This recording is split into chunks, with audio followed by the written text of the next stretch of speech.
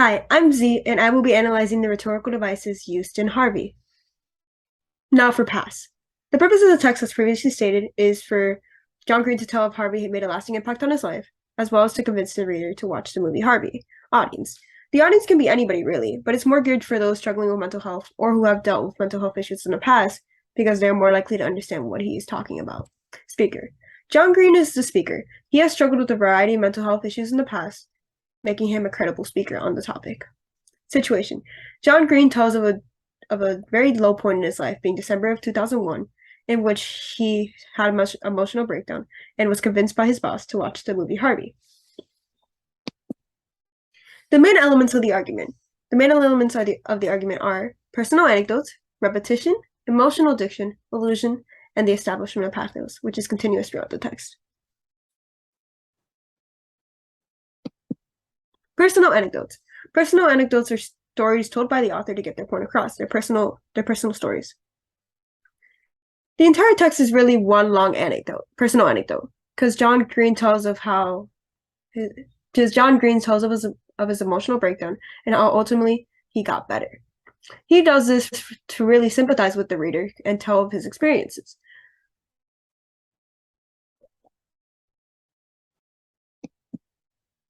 A few quotes that really show that the whole text is an anecdote.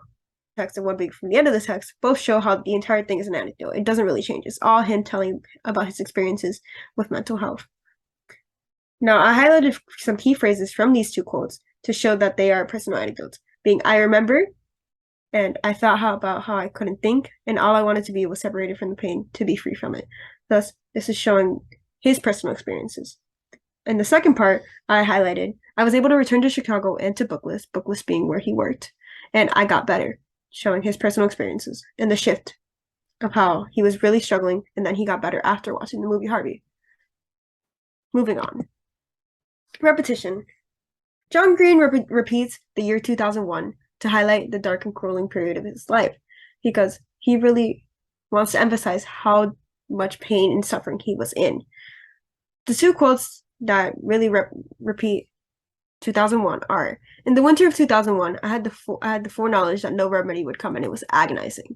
This shows how in the beginning he thought he would never come out of it. And then the second quote is a reflection of how he got out of it, and he would always remember it, being in December of 2001, there was perhaps no human alive on earth who needed to hear those words, the words of Elwood and Harvey, more than I did.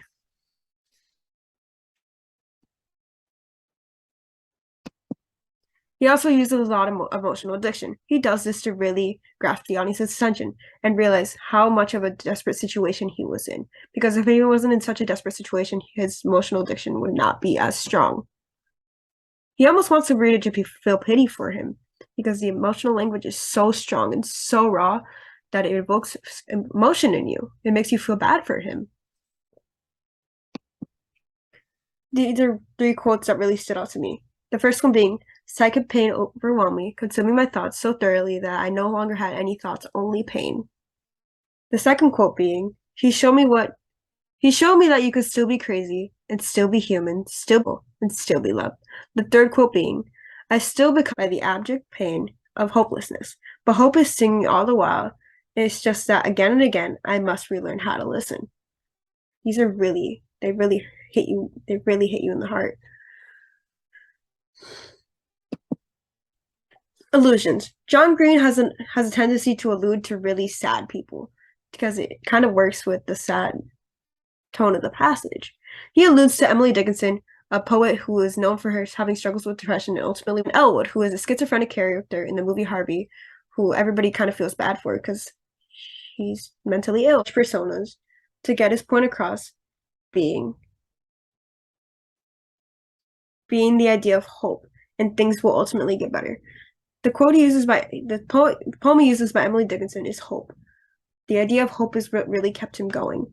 And then Elwood taught him how to love and taught him self-love and self-acceptance. Pathos is created throughout the text to pull out the emotional heartstrings of the audience and really get them to want to watch the movie Harvey, at least whenever they can.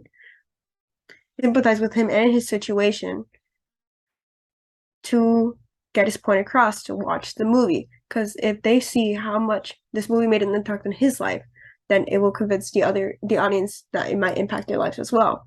The main thing that affected the pathos was the emotional diction, because that really was emotion. It was emotion jerking. It really hit hard to the audience, and he did a good job at that, honestly. It's an underlying message in the passage. There isn't really an argument in the passage, it's more he's convincing. But the underlying message of the passage, created by the combination of these advices, is that everyone deserves love and compassion no matter their situations.